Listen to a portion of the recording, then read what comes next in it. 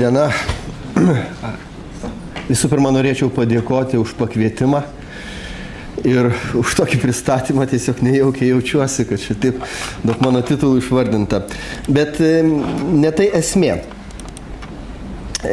Šiandien aš norėčiau pakalbėti apie teisėjų drausminės atsakomybės problemas. Be abejo, teisėjų drausminė atsakomybė visada yra susijusi su teisėjo etika. Nes bet kuris teisėjo padarytas drausminis pažeidimas kartu yra ir moralės bei etikos pažeidimas. Taigi dabar, kalbant, norėčiau šiek tiek apibriežti to teisėjo drausminės atsakomybės ribas ir kai kurias paliesti problemas, kurios yra Lietuvoje, šiek tiek ir teisinėme reguliavime ir pačiame teismų, garbės teismo ir Lietuvos aukščiausiojo teismo praktikoje. Tai savo pranešimą norėčiau pradėti nuo statistikos. Čia norėčiau tai tik tai pristatyti ir iliustruoti, kad teisėjų drausminės atsakomybės problema yra ne iliuziorinė. Tai ne iliuzija, bet tačiau yra realus dalykas ir vis dėlto nemažai bylų išnagrinėja teisėjų garbės teismas. Tai jeigu pažiūrėtume statistiką, tai čia didžiulis bylų skaičių, teisme išnagrinėtų bylų šuolis yra 2010-ieji, kada labai padaugėjo bylų skaičius. Matyt, tai yra susijęs su Lietuvos Respublikos teismų įstatymo pakeitimu, kada buvo suteikta bet kuriam asmeniui teisė kreiptis į Teisėjų etikos ir drausmės komisiją, kad būtų inicijuota drausminio nusižengimo procedūra teisėjui. Tai matyt, kad dalis tų teisėjų padarytų pažeidimų, kurie anksčiau buvo latentiniai, kadangi tik ribotas subjektų skaičius galėjo inicijuoti teisėjo drausminės atsakomybės procesą, matyt, jie atsirado. Taigi, problema egzistuoja. Kada mes pažiūrėkime, jeigu kalbėsime apie pačią procedūrą, Lietuvos įstatymuose mes galime išskirti 3 tokias teisėjo drausminės atsakomybės procedūras. Visų pirma, ta procedūra, kada teisėjas už teisėjo žeminantį elgesį yra atleidžiamas iš teisėjo pareigų. Tai ši drausminė atsakomybė taiko Seimas arba prezidentas, priklausomai nuo to, kokio lygmens yra teisėjas ir kas jį paskyrė į pareigas. Tai šita toks atleidimas teisinė atsakomybė. Toliau Konstitucijoje yra įtvirtintas pašalinimas iš pareigų apkaltos procese. Jis taikomas tik tai Lietuvos aukščiausiojo teismo teisėjams ir Lietuvos apeliacinio teismo teisėjams. Tai yra apkaltos procedūra, kurią vykdo teismas ir šitos procedūros pasiekoje teisėjas už teisėjo žeminantį elgesį ar priesaikos sulaužymą gali būti pašalintas iš pareigų. Na ir pats toks žemiausias lygmuo tai yra teisėjų garbės teismas, kuris nagrinėja bylas ir taiko drausminės nuobaudas. Be abejo, garbės teismas neturi teisės priimti sprendimo atleisti teisėją iš pareigų, tačiau tik tai gali siūlyti tam institucijai ar pareigūnui, kuris paskyrė teisėjai pareigas, kad būtų paskirta atsakomybė. Taigi, pagrindiniai teisinės atsakomybės teisėjų drausminės atsakomybės pagrindai yra įtvirtinti Konstitucijoje. Konstitucija nekalba apie teisėjų drausminę atsakomybę, tačiau tik tai kalba apie tai, kad teisėjas už savo poelgių pažeminęs teisėjo vardą gali būti atleistas iš pareigų. Na ir kalba apie Konstituciją, apie apkaltos procesą. Tačiau konstituciniai teisėjų drausminės atsakomybės pagrindai yra išplėtoti Konstitucinio teismo doktrinoje ir Konstitucinis teismas yra suformulavęs tam tikrus imperatyvus, kaip įstatymų leidėjas turėtų reglamentuoti teisėjų drausminės atsakomybės pagrindus. Tai kalbama, kad teisėjas už drausminę tvarką gali atsakyti ne tik tai už tuos veiksmus, kuriuos jis padarė vykdydamas savo tiesioginės pareigas, tačiau ir už veiklą, už veiksmus nesusijusius su teisėjo galiojimų vykdymo. Konstitucinis teismas nusako, kad vis dėlto įstatymų leidėjas turi konkrečiai ir aiškiai apibrėžti įstatymais, už kokius veiksmus teisėjų gali būti taikoma drausminė atsakomybė. Taip pat nurodo, kad negali būti įstatyme suformuluotas baigtinis sąrašas veikų, už kurias teisėjas gali būti baudžiamas. Na ir kad sprendžiant kiekvieną kartą, ar teisėjo poelgis nepažemina teisėjo vardo, ar pažemina, turi būti išsiaiškinamos visos aplinkybės. Na, šie postulatai yra įtvirtinti teismų įstatyme, būtent 83 straipsnio 2 dalyje, kuris numato, kad yra 3 pagrindai, kuomet teisėjas gali būti traukiamas drausminėn atsakomybėn. Tai yra teisėjo žeminantis poelgis, kiti teisėjų etikos kodekso reikalavimų pažeidimai, na ir įstatymuose numatytų teisėjų darbinės ar politinės veiklos apribojimų nesilaikymas. Kadangi teisėjų įstatyme numatyta, kad teisėjas negali užsiimti kitą veiklą išskyrus kūrybinę ar pedagoginę veiklą. Taip pat neturi teisę aktyviai dalyvauti politinių partijų veikloje. Na, pati savoka, kas yra teisėjo žeminantis poelgis, irgi yra pateikta teismų įstatyme. Tai yra su teisėjo garbe ir teisėjo etikos kodekso reikalavimais nesuderinamas poelgis, kuris pažemina teisėjo vardą ar teismo autoritetą. Ir bet koks pareiginis nusižengimas, aiškiai aplaidus konkrečios teisėjo pareigos neatlikimas, ar jos atlikimas be pateisinamas priežasties. Taigi aš norėčiau dabar susikoncentruoti ir palikti šiek tiek etikos reikalavimus kitur, tačiau susikoncentruoti būtent į tuos pareiginius pažeidimus. Kadangi čia ir iškyla daugiausiai problemų, kaip mes galime atriboti teisėjo veikloje padarytus pažeidimus. Atsakyti klausimą, ar bet koks teisėjo vykdant tiesioginės pareigas padarytas pažeidimas gali užtraukti jam atsakomybę. Pats įstatymas sako, kad aiškiai aplaidus konkrečios teisėjo pareigos atlikimas ar netlikimas be pateisinamas priežasties. Taigi, teisėjas, kada jis užsiima profesinę veiklą, iš esmės, jo veikla yra reglamentuota įvairių procesinių įstatymų. Baudžiamojo proceso, civilinio proceso, administracinio proceso įstatymų. Taigi, jo iš esmės didžioji dalimi teisėjas vykdo procesinę veiklą. Ir štai šitoje procesinėje veikloje teisėjas vertina faktus, taiko įstatymus, juos aiškina kiekvienoje situacijoje. Tai dabar kyla klausimas, ar teisėjo padarytas tam tikras pažeidimas, procesinis pažeidimas byloje, neteisingas materialiosios teisės normos taikymas gali suponuoti teisėjui drausminę atsakomybę. Įstatymas kalba apie aiškiai aplaidų, taigi matyt turėtume omenyje, kad ne bet koks pažeidimas padarytas galėtų užtraukti teisėjo drausminę atsakomybę. Tai kalbant apie teisėjo drausminę atsakomybę, matyt reikėtų ir pasiremti labai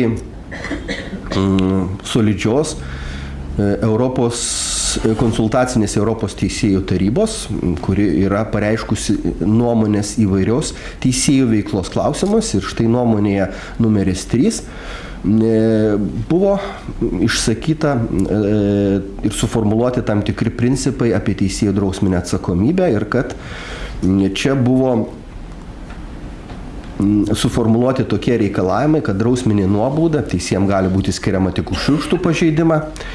Kiekviena valstybė turi tiksliai apibrėžti elgesį, už kurį gali būti inicijuojamas drausminis procesas. Na ir čia kalba apie teisėjų klaidas, nesvarbu ar jos susijusios su teisingumo vykdymu ar su teismo procesu, aiškinant ir taikant teisės aktus ar vertinant įrodymus, turėtų būti nagrinėjamas apeliacinė tvarka. Tai vat, būtent dėl šitų teismo klaidų ir iškyla daugiausiai problemų. Problema matyti yra pati tame, kad procesiniuose įstatymuose, tarkim, pirmosios instancijos teismo sprendimo panaikinimo pagrindai formuluojami taip, kad tai yra procesinės ar materialiosios teisės normų pažeidimas. Mano galva, tas pats žodis pažeidimas labai skamba, griežtai. Iš esmės, ar teisėjas, pirmosios instancijos teisėjas pažeidė materialiosios teisės normą, jeigu jis ją aiškino kitaip, negu ją išaiškino apeliacinės instancijos teismas. Jeigu toje tam tikroje teisinio reguliavimo srityje nebuvo suformuota teismų praktika, nebuvo teismų precedentų, į kuriuos galėtų orientuotis pirmosios instancijos teismas, ir jis aiškinant tam tikrą teisės normą buvo savotiškas pionierius toje srityje. Įstatymas procesinis kalba apie pažeidimą. Matyt, kad mes turėtume suprasti, kad tai nėra pažeidimas. Tai yra tik tai tam tikra procesinė klaida, kurią padarė, suklydo ir kurią galima ištaisyti bylą nagrinėjant instancinę tvarką. Visą tai mūsų orientuoja ir Konstitucinio teismo doktrina, kuri kalba apie tai, kad teismų instancinės sistemos yra paskirtis, paskirtis yra galimybė pašalinti žemesnių instancijų teismų klaidas ir neleisti, kad būtų įvykdytas neteisingumas. Tai bet kuriuo atveju instancinė sistema būtent ištaiso tas klaidas ir šiuo atveju mano galva kalbėti apie teisėjo drausminę atsakomybę. Šiuo atveju, jeigu nėra tų kitų pagrindų, kad tai yra labai šiurkštus pažeidimas, kad aiškus pažeidimas ir taip toliau. Dažnai garbės teismo praktikoje mes susidūrėme su tokiais labai dalykais, kada garbės teismas turėjo aiškinti, pavyzdžiui, ar priėmus skundą privataus kaltinimo tvarka Seimo nario atžvilgiu buvo pažeistas Seimo nario imunitetas. Ir dėl to teisėjo priimto procesinio sprendimo buvo inicijuotas drausminės bylos procesas. Mano galva, kad šitą klausimą turėtų atsakyti Konstitucinis teismas, ne garbės teismas. Arba, pavyzdžiui, buvo sprendžiama byla, ar nepažeistas teisėjo imunitetas, jeigu buvo sankcionuoti tam tikri procesiniai veiksmai, patikrinti teisėjo telefono pokalbių išklotinę. Kiek apima teisėjo imunitetas? Šiuo atveju, ar irgi garbės teismo čia problema atsakyti į šitą klausimą, juolab, kad procesiniai įstatymai nenumato mechanizmo, kaip tokiu atveju teisėjas, sprendžiantis tam tikro procesinio veiksmo sankcionavimą, turėtų elgtis. Matyt, to negalim. Taigi dabar garbės teismas būtent ir eina jau nuosekliai ta linkme, kad tam tikri procesiniai pažeidimai, kurie yra padaryti proceso eigoje, ir kurie gali būti ištaisomi instancinė tvarka, jokių būdų negali būti laikomi drausminės atsakomybės pagrindu, jeigu mes nenustatome kitų aplinkybių, kad tai labai šiurkščiai pažeista, tyčia ar taip toliau. Pavyzdžiui, vienas iš tokių dalykų ir dažnai kreipimasis į etikos ir drausmės komisiją yra tai, kad teismas buvo šališkas. Šališkumo ar nešališkumo problema irgi gali būti sprendžiama instancinė tvarka. Vienas iš pirmosios instancijos procesinio sprendimo panaikinimo pagrindų yra tai, kad bylą išnagrinėjo teismas, kuris buvo šališkas. Ir visą tai galima ištaisyti pagrindą, nes šališkumo problema yra labai subtili ir įstatymas aiškiai neapibrėžia, kada teisėjas turėtų nusišalinti, kada neturėtų. Čia labai slidus klausimas, kurį reikėtų spręsti. Ir ar vien dėl to, kad teisėjas nenusišalino nuo bylos, nors apeliacinės instancijos teismas pasakė, kad jis turėjo nusišalinti nuo bylos, gali suponuoti teisėjo drausminę atsakomybę. Klausimas. Toliau, aukščiausiasis teismas, kadangi teisėjų garbės teismo sprendimai gali būti skundžiami aukščiausiam teismui, tai irgi aukščiausias teismas prisideda prie teisėjų drausminės atsakomybės proceso formavimo. Ir štai vienoje byloje aukščiausiasis teismas pasakė, kad vien tik tai teismo sprendimo pripažinimas neteisėtu, savaime nereiškia, kad teisėjas ar teisėjų kolegija padarė kažkokį drausmės pažeidimą ir kad savo pareigas atliko aplaidžiai.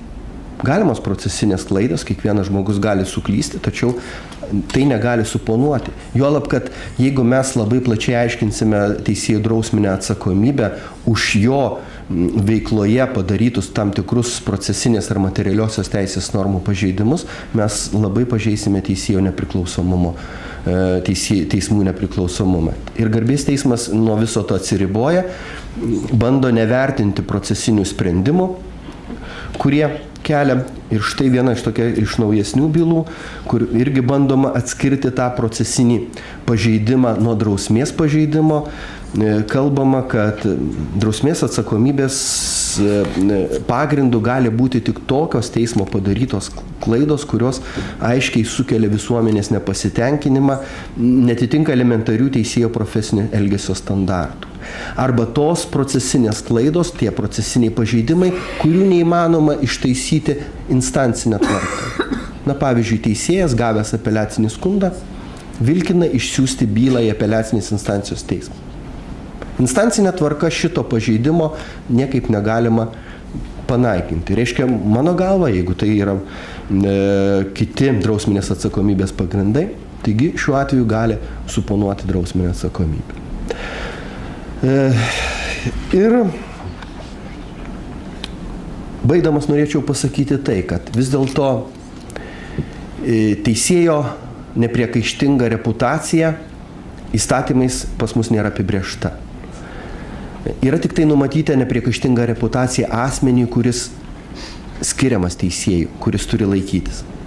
Tačiau mano galva, ta nepriekaištinga reputacija, kuri suformuluota tam asmeniui, kuris yra skiriamas teisėjų, kad jis turi atitikti teisėjų etikos reikalavimus, kaip status quo turi būti išsaugoma visą teisėjo darbo laikotarpį.